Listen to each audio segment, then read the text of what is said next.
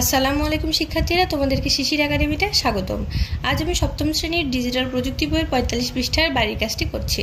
এখানে আমাদের বলা হয়েছে যদি আমরা ভার্চুয়ালি কোনো প্রোফাইল ক্রিয়েট করি তবে সেখানে কি কি তথ্য আমাদের দেয়া যেতে পারে। আমার প্রোফাইল, এখানে একটি ছবি দেওয়া যেতে পারে, এখানে চাইলে তুমি তোমাদের ছবি দিতে পারো। আমার নাম হিসেবে এখানে আমি দিয়েছি আফিয়া খাতুন, তোমরা তোমাদের নাম দিবে। যদি আমার নাম আফিয়া খাতুন না, আমার বিদ্যালয়ের নাম পাবনা সরকারি বালিকা বিদ্যালয়, এখানে আমি পাবনারটা দিয়েছি, তুমি চাইলে তোমাদেরটা দিতে পারো। আমি কি কি করতে পছন্দ করি, এখানে আমি আমার পছন্দের কাজগুলো দিয়েছি।